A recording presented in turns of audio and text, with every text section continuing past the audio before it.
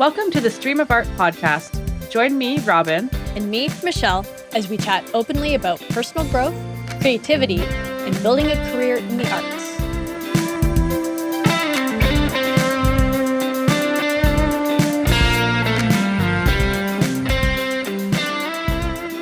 Hello, everyone. Welcome to episode 27 of the Stream of Art podcast. In today's episode, we are going to be talking about artistic identity. But first, each of us will share a win, a challenge, and an interesting thing from this week. So Robyn, you can kick it off with just your fun/interesting thing. Yeah, I have no winner challenge this week. So fun thing, well, fun for anyone who likes dogs. Freya is going through a phase at the moment where she likes to steal my clothes and bring it back to her bed and play with it. And it's been just a constant, like, I'll be downstairs and I'll just hear her collar shaking. And it's like, what is she doing? And I'll tiptoe upstairs. And I've tried to hide all of my clothing, but she keeps finding things.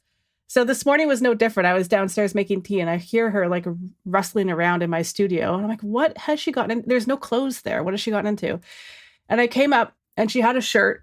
And I was like, what? And I realized that she'd found it. I have like a little tiny, like, canvas bag kind of tucked in a corner somewhere that has like my painting clothes in it. Oh, and she had sniffed that out, found my painting clothes and had pulled that out and was playing with it in her bed. Anyways, it's just hilarious. I find it so funny. Just a little demon dog. So that's my fun thing. My fun cute thing. That is fun. Yeah. I love it. I like when animals do things like that, but not in a destructive way. Well, that's it. And she's not destructive. That's the thing that's really nice about her is she's not destructive. Like the toys that we have for her, we've had for her since we got her. And like she doesn't bite holes in things. She gets bored with them really quick. She just likes to shake them around. And then, it's just that it's gross because then I have to wash it. Yeah. Because it smells like her dog saliva, which is not the nicest smelling dog saliva in the world. Silly dog. That's it. That's all I have. All right. Well, that was a humdinger. Next time I'll have to. Yeah, thank you. Next time I'll have to take a photo and a video and then put it in please Discord. Do. Yeah, I should do that. I don't really know what to put in Discord, but I'm like, I should just put videos of the dog. That'd be great. So there is your incentive to sign up for Discord. There will likely, possibly, maybe be videos and photos of Freya. So my win. We're actually recording less than a week since the last recording, so we haven't had a lot of time for stuff to happen, just for context. Right. So this is going to be going up 2 weeks after the last one, but we're actually recording it early. So there hasn't been a lot of time for stuff to happen, but I guess my win would be that I got up my second blog post. Yay! So it wasn't like a one-hit wonder, the previous release. I actually did another one, so that felt like a win. And I've got my next one written. I just need to polish it up. My challenge, I'm really having a tough time writing lyrics for this song that I talked about starting to write. I mean, lyrics, I think I've talked about before how writing lyrics is the most challenging part of songwriting for me. It's also like the most fulfilling because when it does come together, it's so satisfying.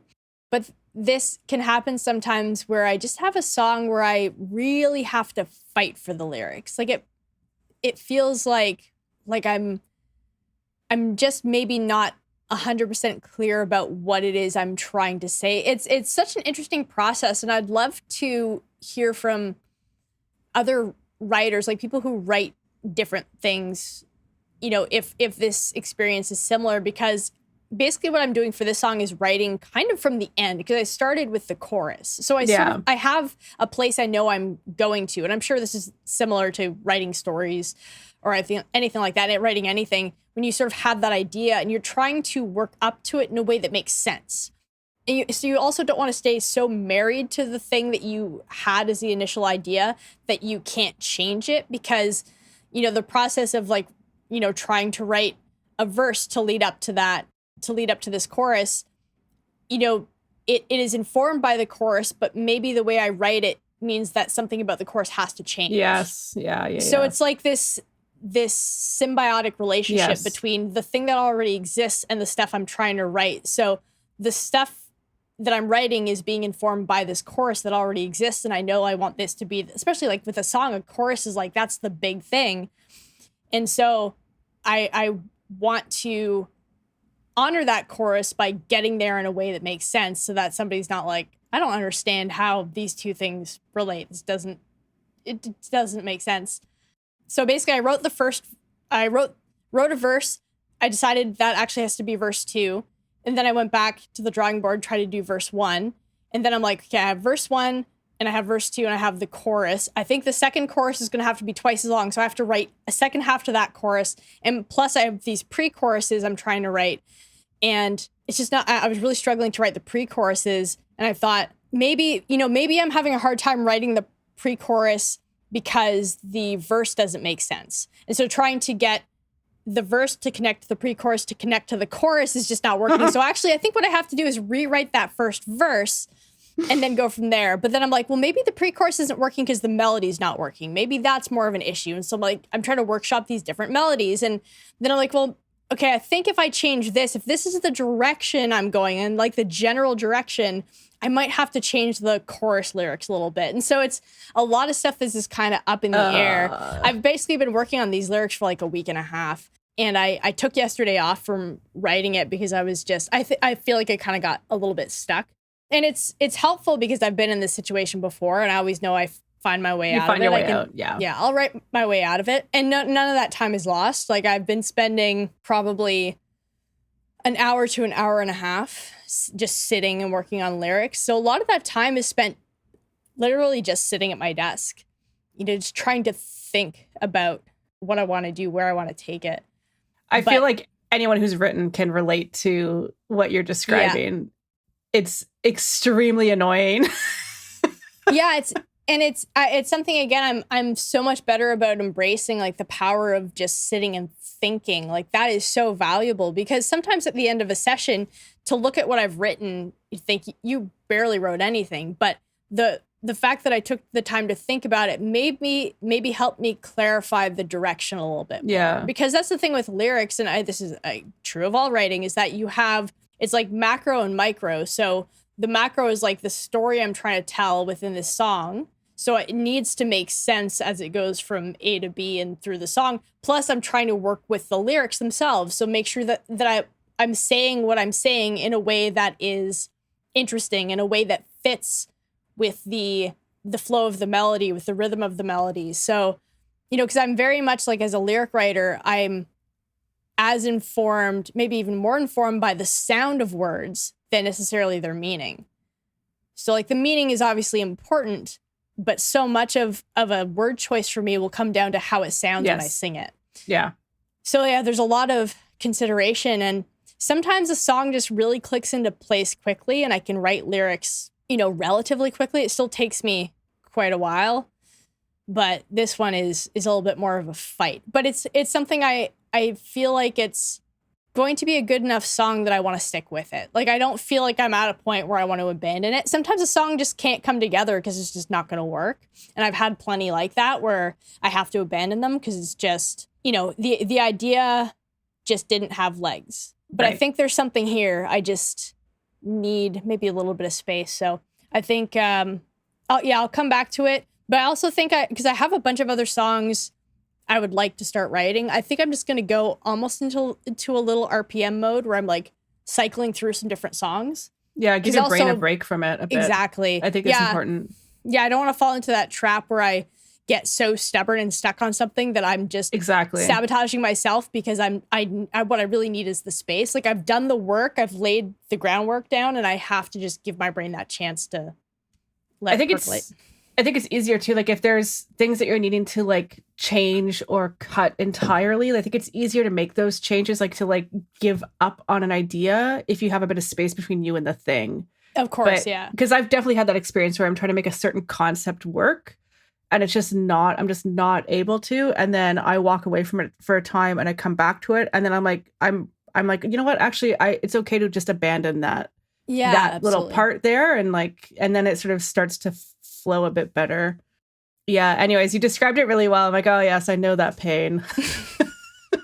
Universal writer's conundrum. I get that a lot with writing cover letters specifically for job applications. Interesting. Yeah. I'm trying to make a point about myself, but then it's like, yeah, you're kind of having to. Anyways, I know what you mean in different contexts, but. Yeah, it is actually quite similar to writing a blog post. Because I have to think about those same things. I'm trying to make sure everything makes sense. And yeah, it's a balance of saying everything you need to say, but not saying too much. Exactly. Then it becomes too cumbersome. Yeah. Yeah, so a really simple, fun thing. Mark Lettieri released a new album yesterday. I think it's called Can I Tell You Something? Really great. It's just instrumental guitar music, like typical for anybody who's heard his music. It's very much in that same style, but it feels really fresh and really modern while also feeling almost like mildly nostalgic. There's like some of the lines he plays just make me think of like some really great 80s guitar albums. Yeah, it's just it's so good. I mean, and it sounds amazing. His guitar tone is incredible. Everything he plays is just phenomenal. It's interesting that you bring up the nostalgia, like, and feeling like things from the 80s. For whatever reason, this summer felt like the 90s to me. Like, interesting. Yeah, to like, it has the feeling that summers had when I was a kid. I don't know that's cool. I don't know what that is, but yeah. Yeah, I haven't had that this summer that I can recall, but I know that exact feeling. Like I've had that before where you feel like, and I get that sometimes if I, maybe go for a walk early in the day in the summer. There's something about that time that reminds me of being a kid and, getting up and going and playing in my backyard. Right. At that particular time of day when it's like not too hot. It's maybe a little too early to have the pool up, but you're out and doing things, maybe riding your bike or, and sometimes we'd go and like ride our bikes around the neighborhood, and that has a very particular feeling to it. Yeah. At that like time of day for whatever reason. That, and then often the closing of the day as, the sun starting to set. Yeah. I have these memories of it being summertime. And, one of the nice things about summer as a kid is that you have all this space to just do nothing. So my mom would go and stand out in the front yard with the hose and like water. She had like a really nice garden at the front of the house, and she would water all of the flowers, all the plants. She would water the grass. And I would sometimes just go out and just hang out with her. And I just remember the look of the sun starting to set down my street. Yeah. Like that vision for me is like so vivid of like looking down my street, the street I grew up on, and seeing just as that sun was setting, and just the stillness of the summer where there's like nothing you need to do. And I just, that's always a memory that's triggered in me whenever it's that time of day. Yeah. That would almost be a fun episode, is doing like a 90s nostalgia. Well, not necessarily like 90s specific, but like childhood nostalgia. Like talk about the stuff we remember from our childhood that we especially enjoyed or something. Well, it's interesting because I think a lot of my artwork is actually like influenced by things that I did. Not so much things I did, but like memories that I have of the West Coast. And like the West Coast, I would go there in the summertime. Like that was when we would visit. Yeah. So that would be a good episode. That'd be fun. Yeah. Trip down memory lane. Yeah, anyways, Mark Lettieri is a god tier guitarist and songwriter. Please go check out that album. I'll, of course, put a link in the show notes for anybody interested, which should be all of you. You should all be interested. If not, how dare you? Become interested and no then judgment, go listen. Though. No judgment, but how dare you? And no pressure. All right, so our main topic for the day is artistic identity. Did you want me to kick it off? Yeah, could we start by defining what artistic identity is and how it differs from artistic voice? Yeah. Because I got stumped on that. I'm like, what's the difference? Okay, so I actually looked up a dictionary definition of identity. Oh, perfect. This is like a really bad wedding speech. Yeah, Webster's Dictionary. for love. Yeah.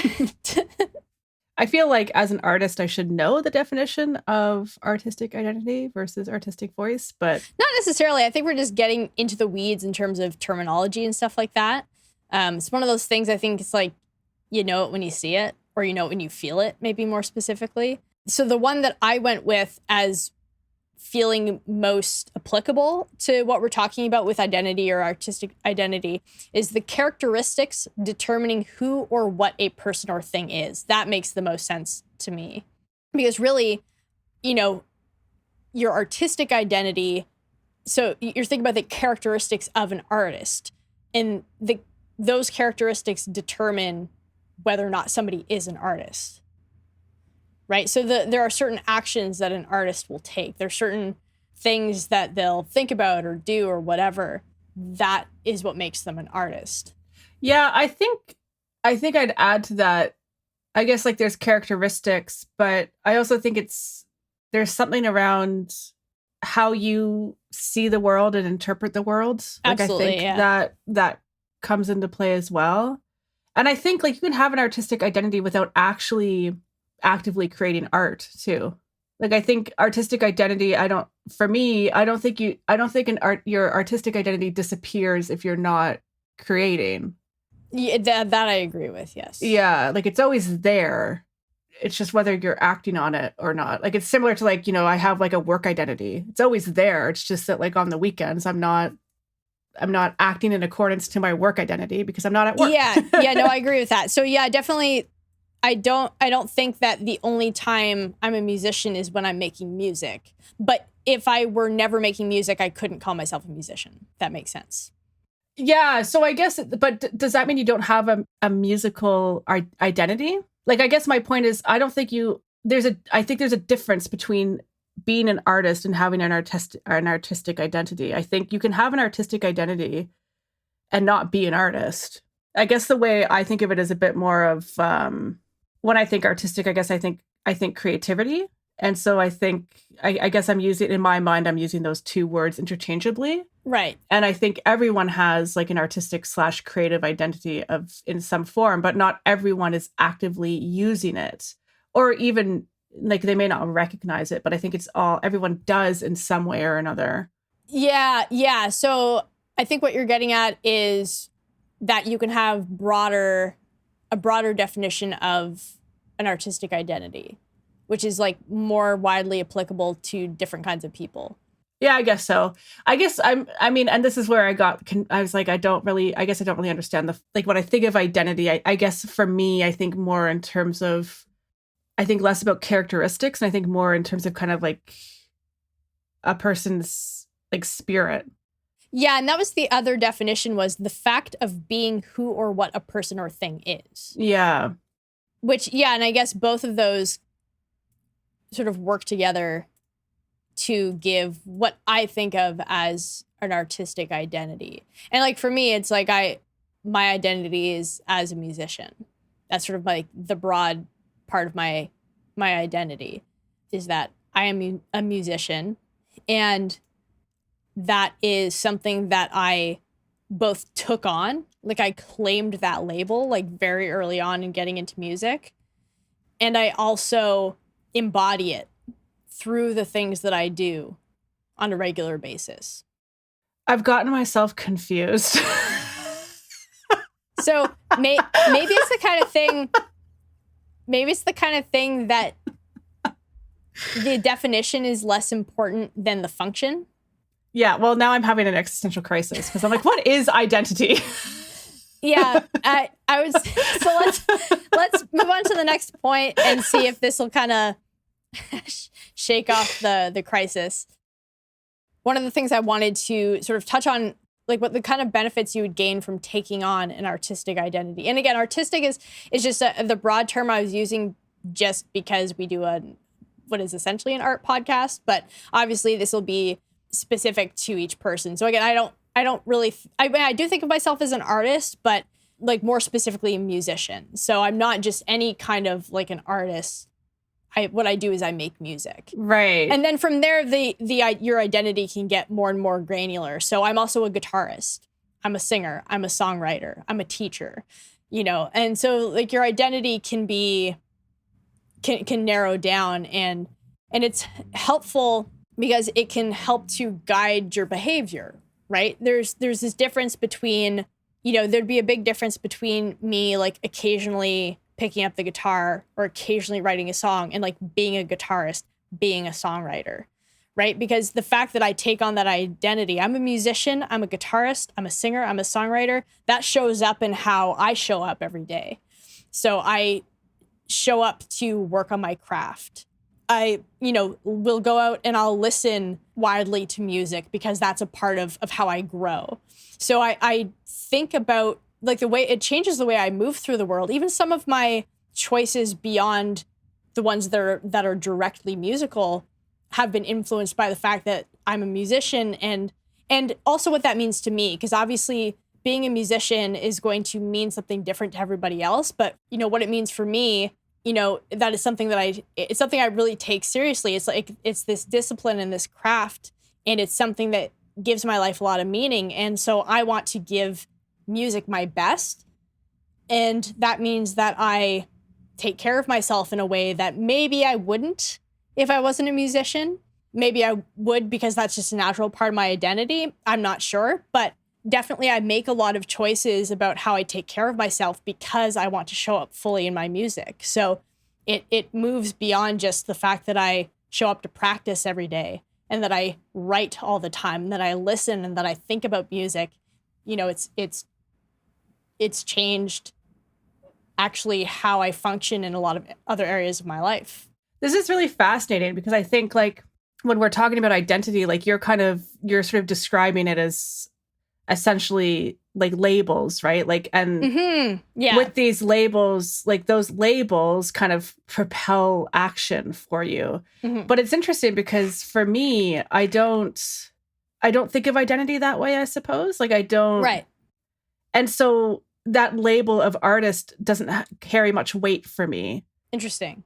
And so I think that's kind of an important point, is kind of looking at, I think for some people that can be a driver, and maybe for others it's not in the same way.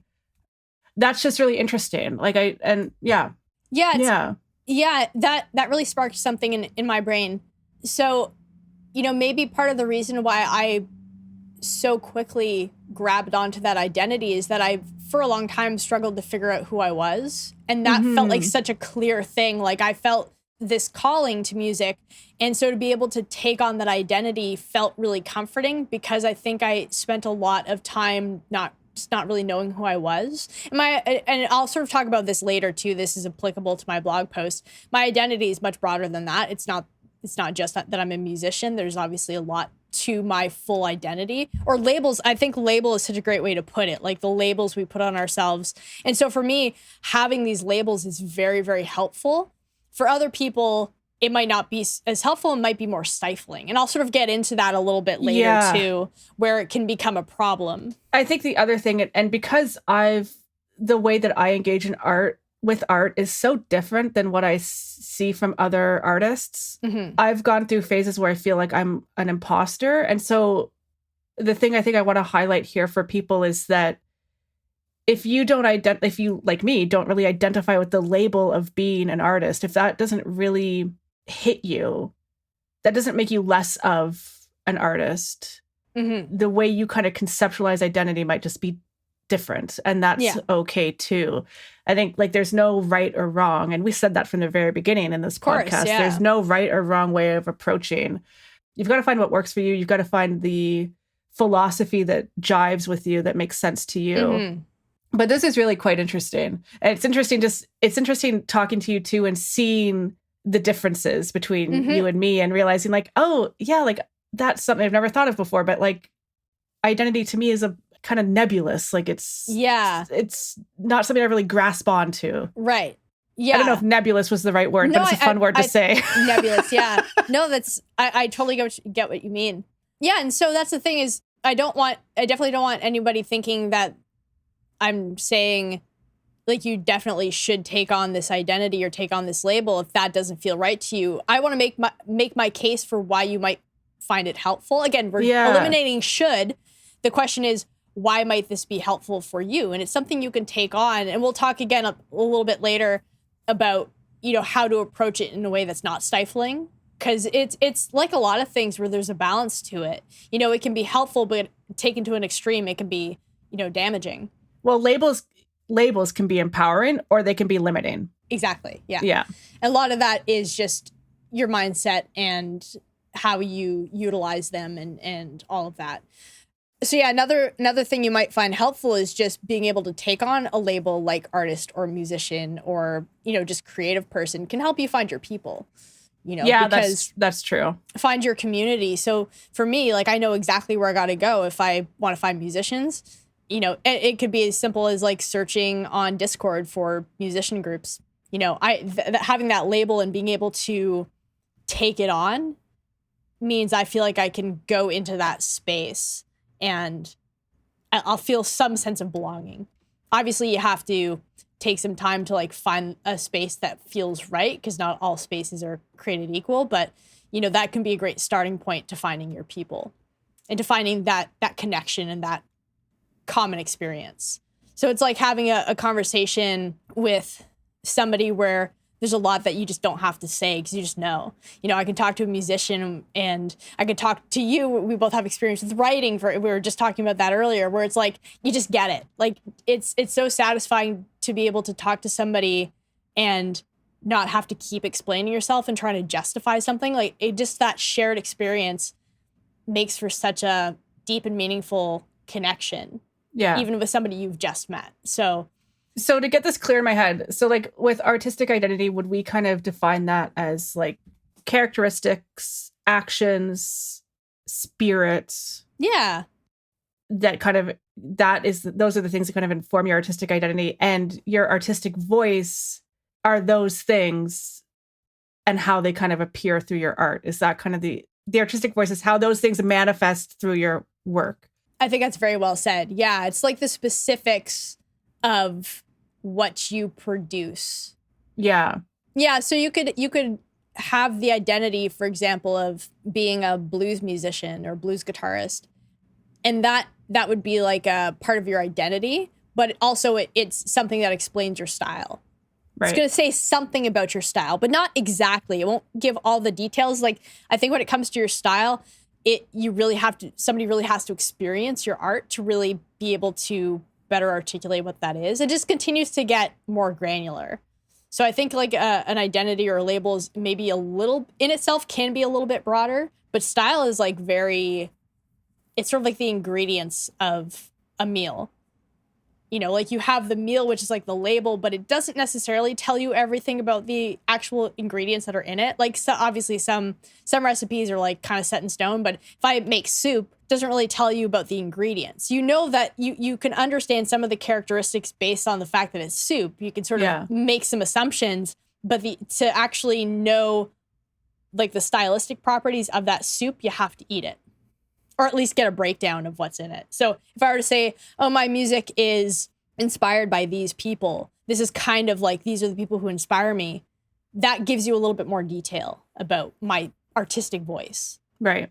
The other thing that I think can be really helpful about having this label is that it can contribute to your sense of efficacy and discipline, because it says something about what you've been able to accomplish. At least that's something for me.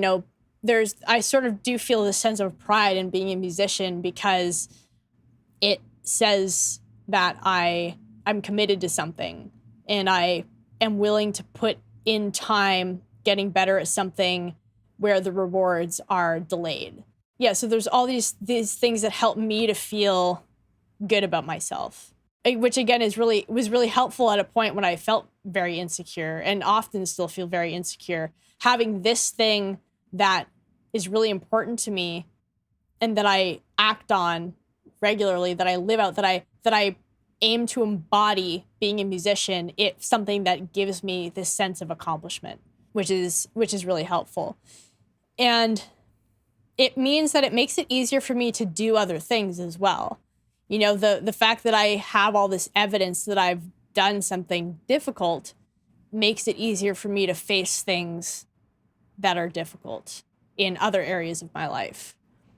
This is kind of something I've been thinking about relative to this idea that Cal Newport has been exploring in his podcast around discipline and how you can develop an identity as a disciplined person. So not necessarily just being somebody, like it's not necessarily something you just are or you aren't. Like, I am disciplined or I'm not. It's an identity you can cultivate by, doing things that require discipline, which I think is a really interesting way to think about it. And again, ties into the idea that there needs to be some kind of action there to support a lot of these identities, these labels. I think that's important too, because that's kind of, you can cultivate any kind of identity. Mm-hmm. Which I think is important, because like, how often do we hear about people who are like, oh, I'm not artistic? And it's like, it's exactly. It's not necessarily something you're born with. I don't know. It just, I was interested in arty type stuff, and then I just continued to do that kind of stuff. Like, it's not like an exclusive club. Anyone not at all. Yeah. Anyone can join. Yeah, absolutely. Yeah, and I want to clarify, it's not like a gatekeepy thing. Like, I am not here at all for gatekeepers who are like, oh, well, you don't spend this much time doing music or this much time doing art, and so you can't call yourself no, I don't. I think it's about recognizing that there has to be some regular commitment to this thing in order for it to feel real to you. And it's more about yourself. Yes, Again, that's right. Not trying to justify it to other people. Who cares what they think? What matters is what you think. And if you're calling yourself a musician or an artist, but you never pick up an instrument, you never pick up a paintbrush, you're just not going to believe it. And that is going to cause issues for you when you're trying to do things, because in your mind, you're going to feel like, I'm somebody who doesn't do the things I say I'm going to do. I'm not the person I say I am. And when you start having this, conflict, cognitive dissonance. So you really want to do what you say, right? So if you say you're a musician, make sure you're working on music. And it doesn't mean that if you have this, dry season where you maybe you're busy with life and work and stuff like that, that you cease to be a musician. But it's like, if you keep coming back to it, and you'll know, and you'll be able to feel the resonance in yourself or the dissonance if you aren't behaving in ways that align with that label, with that identity. As long as it feels true to you, then you're good.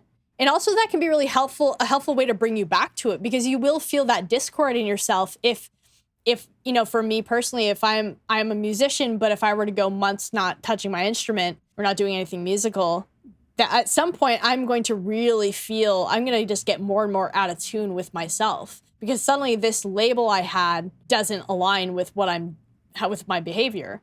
And so either I let go of that label, because sometimes labels just change and identity changes, and that's fine. Sometimes something that feels like it fits at one point in your life no longer fits, and that's completely fine. Then you just let go of that, and then you can move on to whatever else is important to you. But if it still matters to you, it can bring you back into the fold of the behavior that would demonstrate that identity. Which actually, this ties into, what you can do to build that identity. And that is like one of the things is to take action and take ownership of that identity. Because I know there are people who will be taking the action, but they are nervous about taking on that identity because they feel like, oh, well, I'm not really an artist. I'm not really a painter. I'm not really a writer. But really they're doing the thing, and it's just like a confidence issue. It's just maybe being worried about what other people might think or whatever. And again, you have to let other people's judgments just fall away. Don't worry about that. It's more, again, for yourself, because when you can fully take on that identity, it just can really make the whole experience more technicolor. Because you get to see, exactly like you said, I love what you said about, the lens through which you see the world. It does change how you see the world. And when you engage with any kind of artistic endeavor, your whole experience of life changes in sometimes really vivid ways. So you don't. Oh, go ahead. I was just gonna say, you don't want to deny yourself that full experience. Yeah, and I think taking ownership of your identity, artistic identity, whatever. I think that's a process that can take time, and it's not. Of course, yeah. For me, it's that's not a process that I was actively engaging in. it's not like I was actively trying to take ownership. It just kind of evolved, and it evolved out of me doing things like doing an art show. I think that was the big thing for me, actually. I think like once I started to exhibit publicly, that's when I felt like, yeah, I'm an artist. And it's also interesting because at that point, I became like, I don't really care to own it anymore, which is interesting. Okay. So like, I was more inclined to define myself as an artist, etc., when I wasn't as actively engaged in it. Oh, interesting. Yeah, because it was an image thing. Oh, yeah. Right? And then I actually started to live it. And that's when I stopped really caring about the fact that I'm an artist. And it actually makes me, like, when people bring it up, it kind of makes me uncomfortable because it's like, it's what I do. It's not who I am. And so I actually kind of have a resistance a bit to like the idea of the artistic identity and defining myself as a painter. And so it's like, it's what I do. It's just part of me. It's just what I do. Like it doesn't make me any more special than you. Yeah. It's just something I do with my life.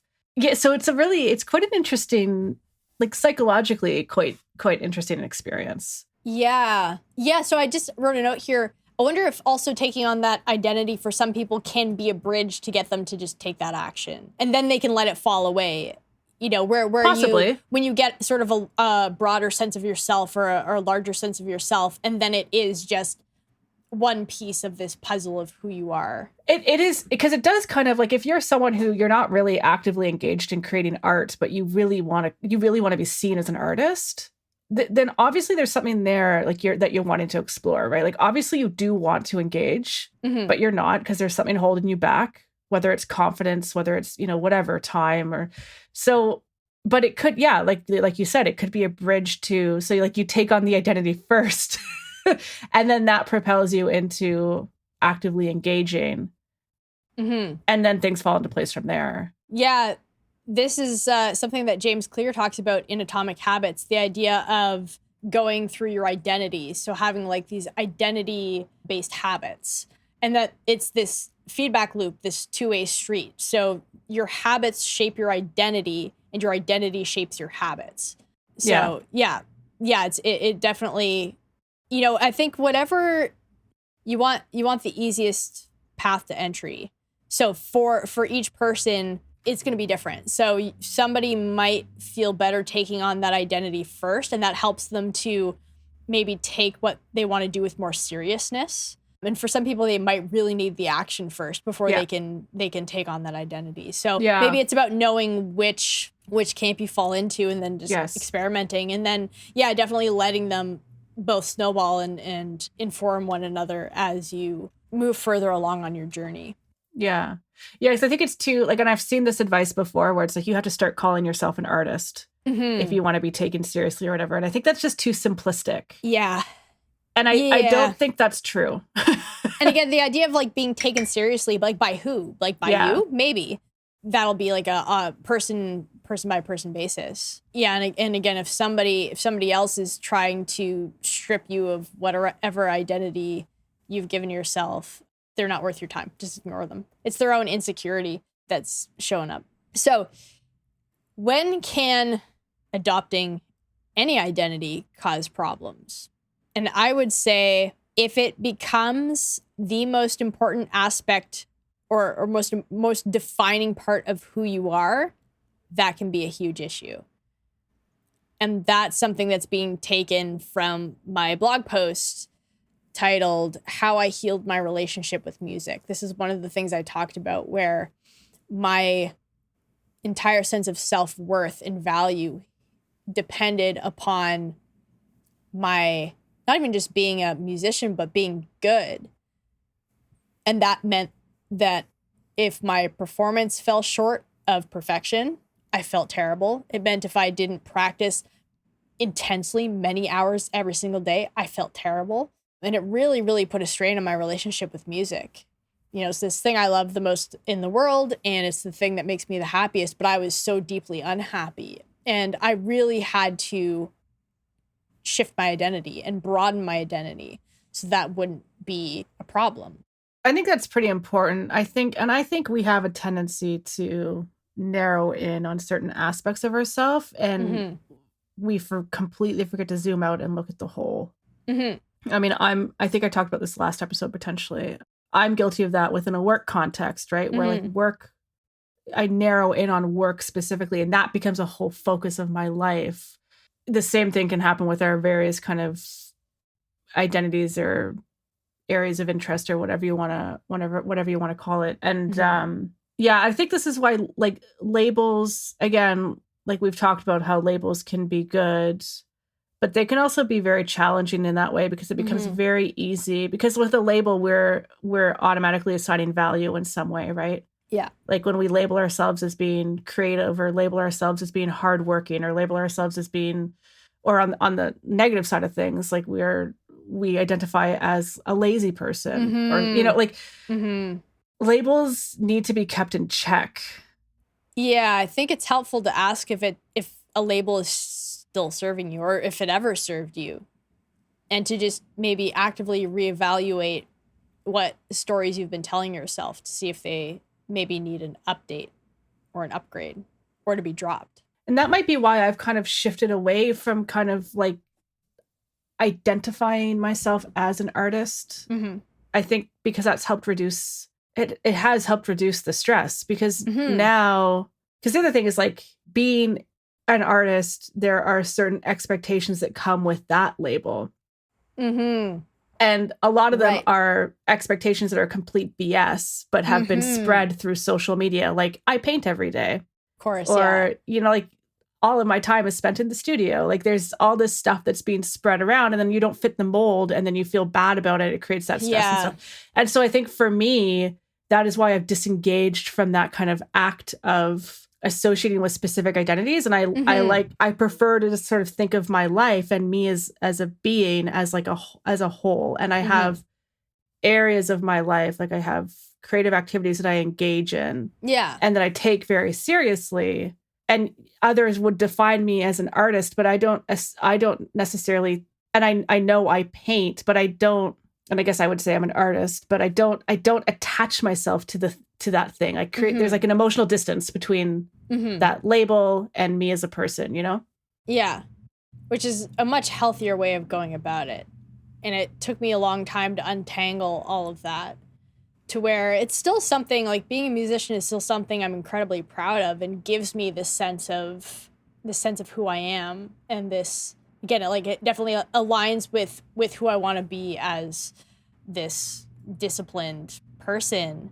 But it's just one part of that, one way I demonstrate that. I have a lot of other things as I've broadened my identity and given time and attention to the other things that are important to me. Because it was really hard, because I had all these other things I really cared about and I really liked, and this person I did want to be, but I kept shutting her down because it wasn't supporting this thing that I thought was like the one thing that if I get this together, this is going to help make my life fall into place. Like the musician thing is like the only thing that matters. And this is something that Cal Newport cautions against, where you have this idea of like this one big goal or this one big thing. And if you think about that and you work just on that, then everything's going to fall into place. And it just doesn't work that way, because then every other part of my life fell apart because I wasn't doing the things I need to do to be the full person I am, of which music is absolutely still a pivotal part, but it's not the only part. It's not,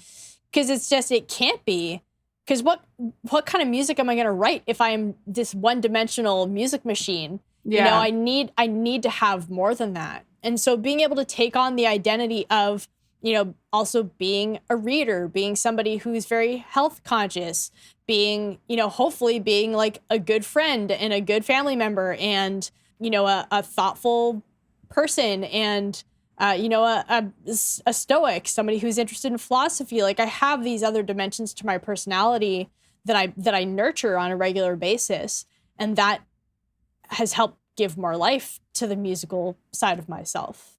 Yeah. So like, I guess you can kind of summarize what you're saying is like, call yourself whatever you want to call yourself. Call yourself a musician, call yourself a writer, call yourself a painter, but don't put yourself in a box. Yeah. In the process, you know, like. Yeah. And, you know, again, don't be afraid to let go of different labels, because again, that's a big one.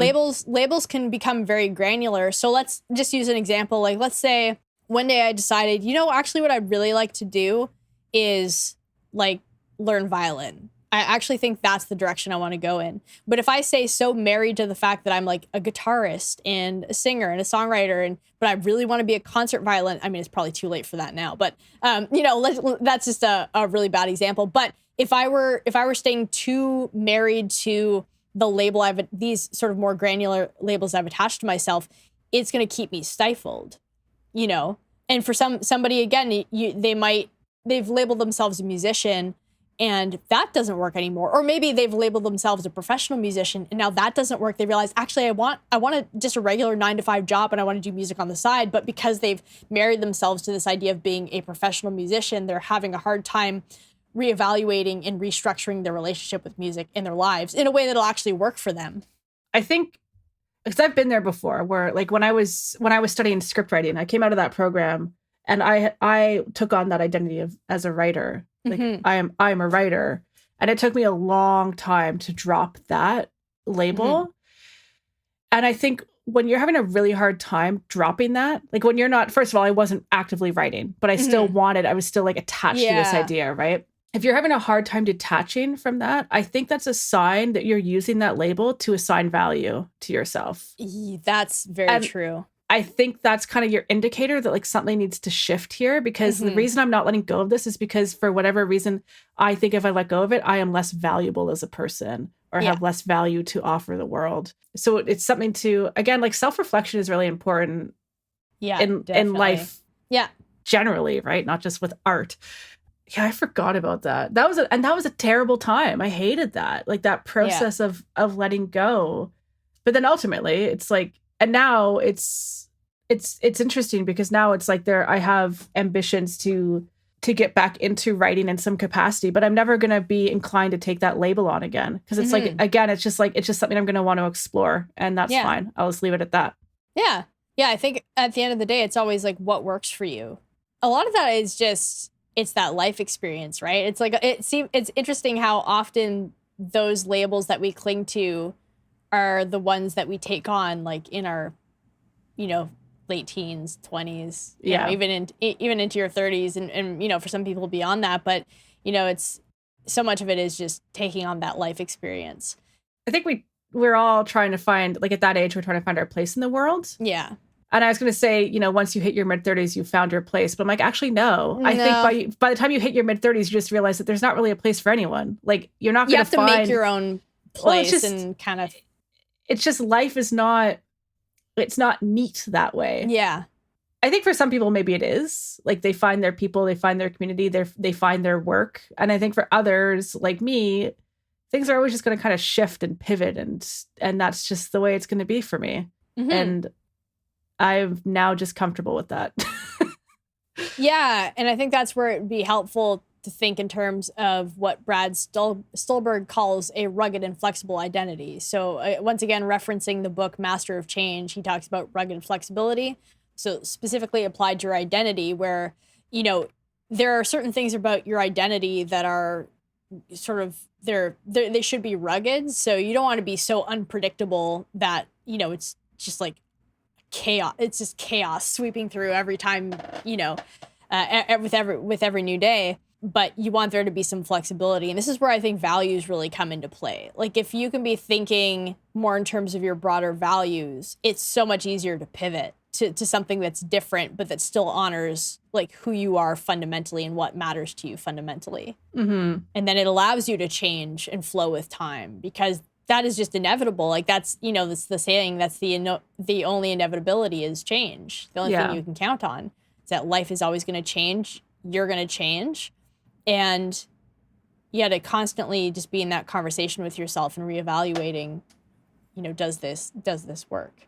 And and maybe that's a natural byproduct of that experience is that you tend to cling less to labels as you get older and you get more experience.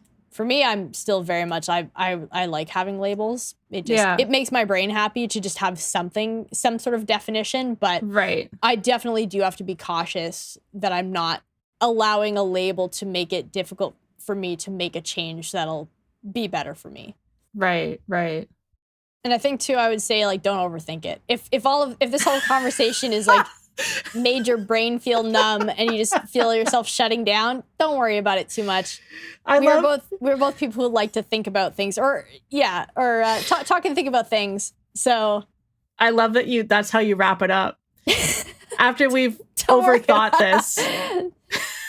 So after we spent, I don't know, an hour overthinking it, maybe don't overthink it. Don't overthink it. I mean, it is true though. Like, I think we can talk about this because we're talking in retrospect. Like, we've gone through some of this work, and in retrospect, it's kind of fun to analyze and all that. But in the process, it's not like I was actively thinking about any of this. No, definitely not. Yeah. And that's one thing I feel like I don't maybe necessarily think I needed to get this across in that blog post, but that I would like to make clear is that it wasn't like this step-by-step process. So I outlined the 4 things that I did, but this is all like me looking backwards. It wasn't like I set up this plan. I was like, okay, I'm going to do this first. And then this. Things were all happening sort of at the same time, but not exactly the same time. It was like this sort of shift that happened. And these were just the things that as I'm trying to make sense of that experience over the last like 7 years, I can see that these were the things I did that improved my relationship with music. I healed it. Like, it's completely different now. But yeah, it was all like happening in this weird, like kind of flowy, interchangeable thing. Yeah. So it's not so much things you did, because you didn't necessarily actively do them for this express purpose, but there are things that happened. Yeah. And the outcome was this. And I think that's a good distinction to make. Is in a lot of this stuff, it's not necessarily intentional action. It's things that happened that helped get you to this better, healthier place. I mean, the things that happened did involve things that you did, but it wasn't planned out necessarily. It wasn't like I didn't sit down one day and go, I'm going to heal my relationship. Here's my action list. Yeah, exactly. Yeah.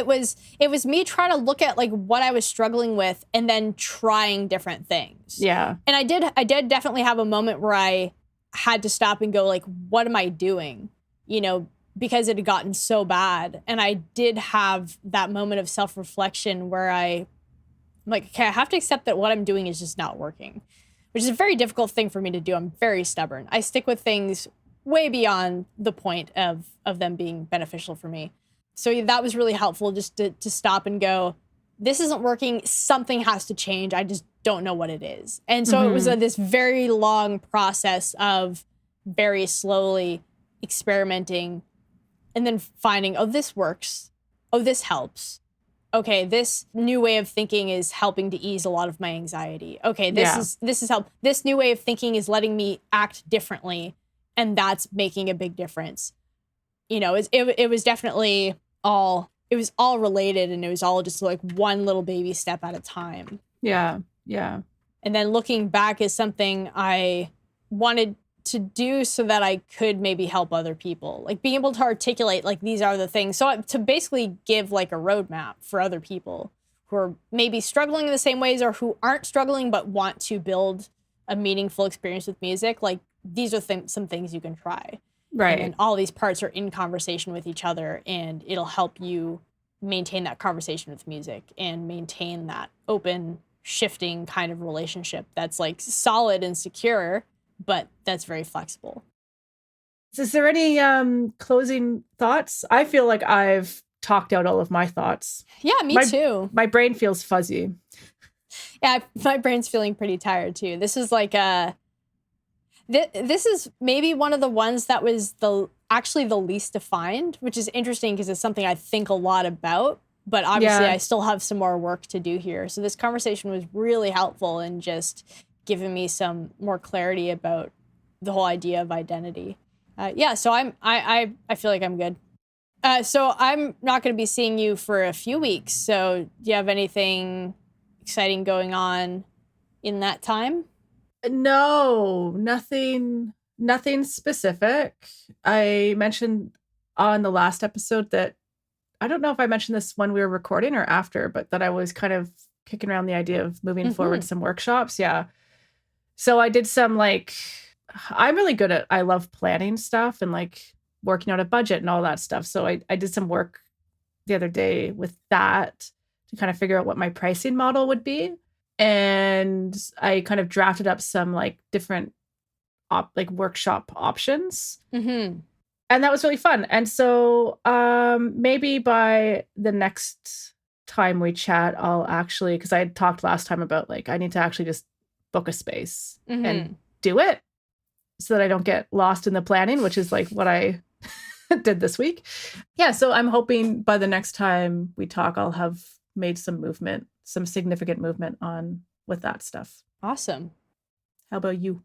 Yeah, I mean, more working on putting out more stuff. So I'm going to keep the blog going. And I'm working right now on doing some more like social media stuff. So I want to be posting more regularly on Instagram, both for myself and then for the podcast. So I've got some stuff in the works right now. So hopefully I can get onto some kind of a posting schedule. And then, yeah, we're getting my YouTube stuff. Hopefully that'll be launched by the next time I talk to you. Oh, I'm cool. like, I'm so close.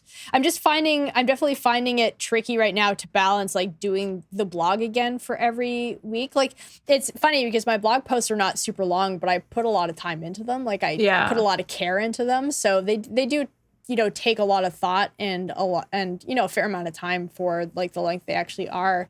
But again, it's sort of like doing also the legwork for my videos too. So it's just about reworking the blog posts into like something more appropriate for video form. And a lot of that's just like, I just once I have the experience, I know it'll be a lot easier, but like, I know what my first few posts are going to be. So I think I might do the video recording next week for that. Nice. And then I got to figure out the editing and all of that, which might take a little while, but I have some experience editing videos, so I'm not totally in the dark. But I feel like there are a lot of YouTube tutorials in my future trying to figure out DaVinci Resolve. I just recently bought the Affinity Designer program, which is like, it's like Photoshop. Well, not really. I don't think it's as intensive as Photoshop, but I'm already like overwhelmed. Oh, yeah. And I was like, yeah, there's going to be lots of YouTube videos for me too to kind of figure that out, that program. Yeah. Cool. It's always so intimidating in the beginning, but once you get going, once you've produced something with a new piece of software, it's very exciting. I remember that when I first got Ableton, I was like, this is really cool. It's kind of aggravating though, because it's like you want to do this thing, but like every action you have to look how to do it. Kind of, you know what I mean? It's just so there's so much resistance throughout the process of initially, but yeah. Do you have any plans for like a specific project you want to do in there? No, I'm just kind of curious to learn it. Like I use Procreate on my iPad.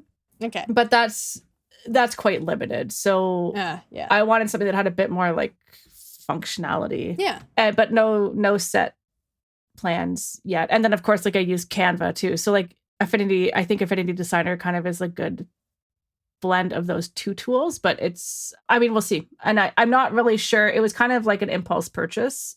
And I'm not really sure what I'll be able to do with it, or what I'll want to do with it. But I was like, this looks like fun to learn. Yeah. Cool. Yeah. All right. Thank you, everybody, for listening. You can send questions and comments to streamofartpodcast@gmail.com. You can follow us on Instagram. We are at streamofartpodcast. You can follow us both individually on Instagram. Those links will be in the show notes, as will the link for our Discord. And yeah, I think that's it. Have a great couple of weeks, everyone, and we will see you in the next episode. Bye. Bye.